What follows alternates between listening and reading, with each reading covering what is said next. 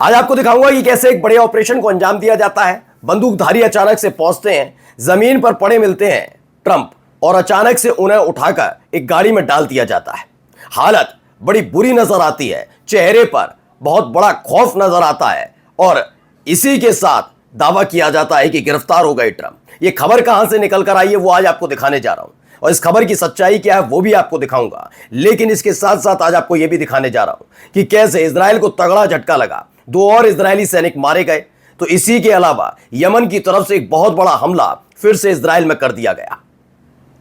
वहीं बौखलाहट इजराइल के कट्टरपंथियों की इतनी ज्यादा बढ़ चुकी है, ये पूरे दुनिया भर में हो रही थू और इजराइल की जगह फिलिस्तीन को मिलते हुए समर्थन की वजह से इजराइल के मंत्री कट्टरपंथी और तो और वो सैनिक जो लगातार इतने दिनों तक गजा में रहे, हमास के खौफ के साइन में रहे, वो कैसे कैसे एक्टिविटीज कर रहे हैं, एक एक चीज आपको दिखाने जा रहा हूं। नमस्कार, मैं हूं प्रज्वल गौतम और आप देख रहे हैं the live TV. The live TV, सच सबसे आगे। शुरुआत इस खबर के साथ पहले ये वीडियो देखिए, बड़ी दिलचस्प वीडियो है आज की। ये गाड़ी पहुंच रही है, देखिए हथियारबंद लोग वहां पर मौजूद। ये कौन है बताऊंगा अभी आपको, देखिए देखिए अचानक उठाकर जिसे डाला जा रहा है उसको जरा गौर से देखिए।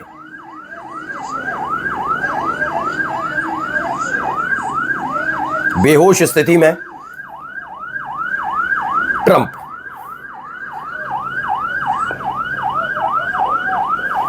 ये देखिए एक और वीडियो। दरअसल हुआ क्या है, जरा मैं अब आपको समझा देता हूं हुआ क्या है। ये IRGC ने के जो सैनिक हैं उन्होंने एक मॉक ड्रिल की है। ये मॉक ड्रिल किया और मॉक ड्रिल के दौरान ये दिखाया गया है कि डोनाल्ड ट्रंप को और JD वेंस को कैसे उन्होंने गिरफ्तार किया। ये उनका पुतला था, उसका उठा के उन्होंने डाला। अब सवाल ये नहीं है कि सिर्फ इसे आप मजे के लिए या फिर ये दिखाइए कि डोनाल्ड ट्रंप से मजे ले लिए या फिर ना, ये कोई आलोचना का शिकार नहीं है। इस तरह की कोई भी अगर ऐसा कोई भी चीजें की जाती हैं, वो प्रदर्शन होता है, वो प्रदर्शनकारी आम जनता अपना गुस्सा दिखाने के लिए कर सकती है, किसी देश की सेना नहीं कर सकती। देश की सेना अगर ये मॉक ड्रिल कर रही है और उसमें साफ साफ किसी देश के राष्ट्रपति के पुतले का इस्तेमाल एक कैदी के तौर पर, एक गिरफ्तार व्यक्ति के तौर पर किया जा रहा है, वहां के उपराष्ट्रपति के पुतले का इस्तेमाल किया जा रहा है गिरफ्तार व्यक्ति के लिए, यानी ये सीधी चुनौती है ईरान की तरफ से अमेरिका को।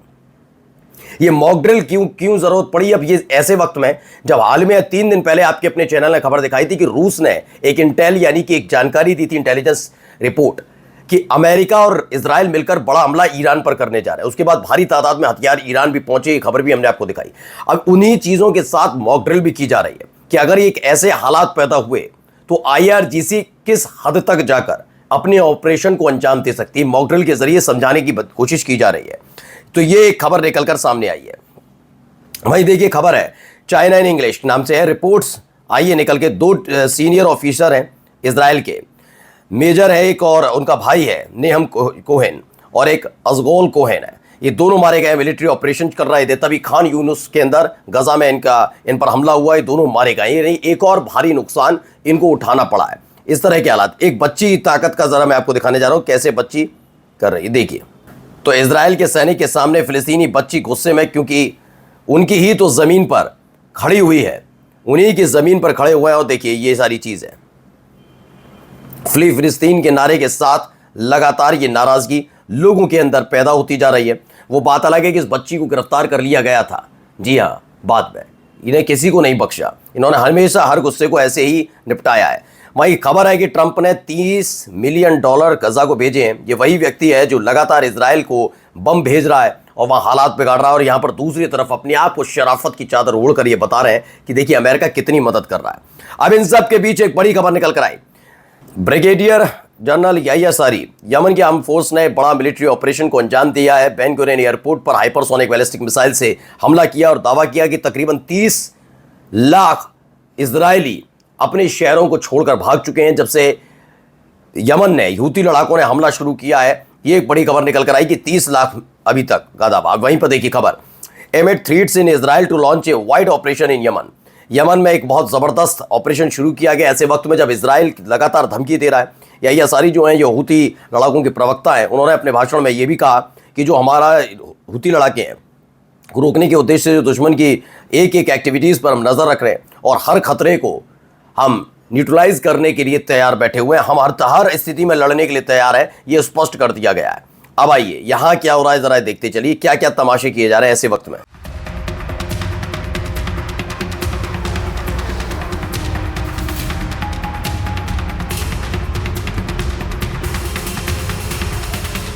तो मेक गजा यूएस अगेन, यानी सोचिए नारा कहीं सुना सुना सा आपको नजर आएगा। ये नारा कहां सुना आपने? ये नारा आपने अमूमन सुना होगा डोनाल्ड ट्रंप के मुंह से, है ना, ग्रेट अगेन, है ना, वही वाला मेक अमेरिका ग्रेट अगेन के तर्ज पर ही ये चुराने के, देखिए महारत कैसे हासिल है, तो वही काम इन्होंने किया, मेक गजा यूएस अगेन। इन्होंने ये शब्द का इस्तेमाल किया।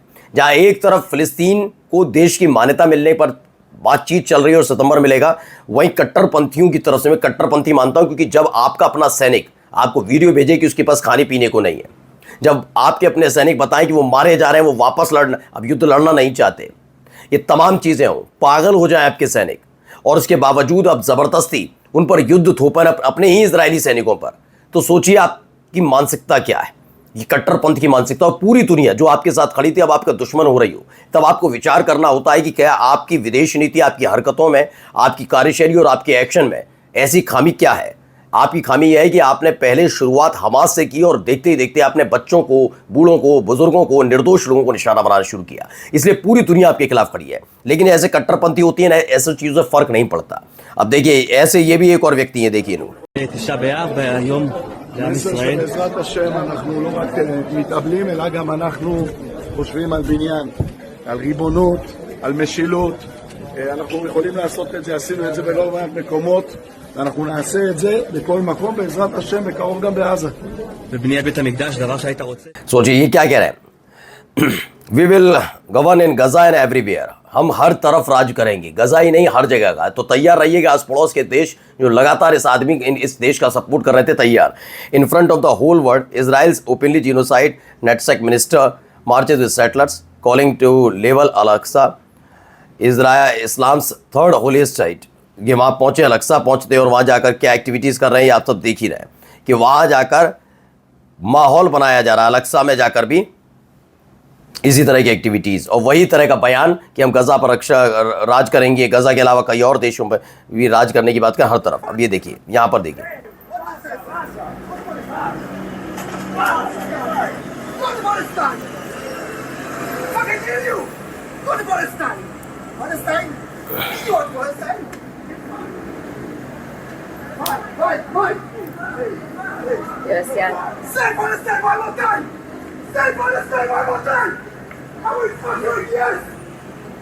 देखिए ये इजरायली सोल्जर है जो छुट्टी पर लौटा था, इस दौरान इस कदर पागल हो चुका है कि कह रहा है एक बार और फिलिस्तीन के बारे में बोलकर देखो, मैं तुम्हें मार दूंगा। ये इस तरह की बातों का ऐलान किया जाता है, ये सारी चीज़ें हो रही है। चलिए अल-अक्सा में देखिए क्या हो रहा है।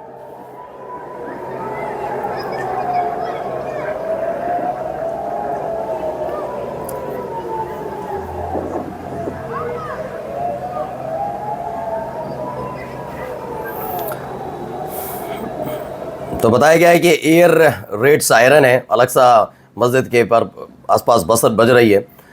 Following missile reportedly launch from Yemen, Yemen की तरफ से जब जारी किया गया, हमला किया गया, उसके बाद किया, जब कब, जब ये खुद जो उनके मिनिस्टर हैं बेन-गुवेर वहाँ पर पहुँचे तो उसके बाद की, तुरंत बाद की ये तस्वीर निकल कर आई कैसे वहाँ सायरन बजने लगता है। देखिए यहाँ पर भी तेल अवीव में भी लगातार प्रदर्शन हो रहा है, इसमें भारी तादाद में लोग उतरते हैं सड़क पर और उसके बाद डिमांड कर रहे हैं कि हमले को अभी रोक देना चाहिए और जो उनके कब्जे में, हमास के कब्जे में इजरायलियों ने वापस लाना चाहिए, क्योंकि एक एक करके ऐसी ऐसी तस्वीरें निकली। देखिए एक तरफ बेंजामिन नेतन्याहू अपनी पत्नी के साथ लजीज व्यंजनों का आनंद ले रहे हो, एक दो नहीं कई सारी, तो वहीं दूसरी तरफ एक इजरायली सैनिक भी है जो अपने देश के लिए बेंजामिन नेतन्याहू के आदेश के बाद लड़ने पहुंचा था और हमास के कब्जे में ना इसको वापस लाया गया और हालात ये पैदा कर दिए कि गजा को खाना, दाना, पानी, बिजली सब कुछ रोका और उसके से हालात में हो गया। ये हट्टा कट्टा हुआ करता था, ये खाना न मिलने की वजह से अब पूछ रहे थे ना, उस दिन एक चैनल था वो मजाक उड़ा रहा था इनकी। देखिए ये हालात पैदा है, ऐसे हालात हैं और वहाँ पर आप मजाक उड़ा रहे थे कि हट्टे कट्टे उनके माँ बाप बच्चे कैसे मर। पूछ लीजिएगा अपने इजरायली सैनिक से वो इतना कमज़ोर कैसे हो गया। इजरायली नॉवेलिस्ट हैं David Grossman declare immense pain and a broken heart that Israel is committing genocide in Gaza. उन्होंने कहा कि हाँ, ये कौन है, इजरायली नॉवेलिस्ट हैं। इन्होंने कहा ये बात सच है कि इजराइल इस समय गजा में सिर्फ और सिर्फ नरसंहार कर रहा है, वॉर क्राइम कर रहा है, युद्ध अपराध कर रहा है। नमस्कार।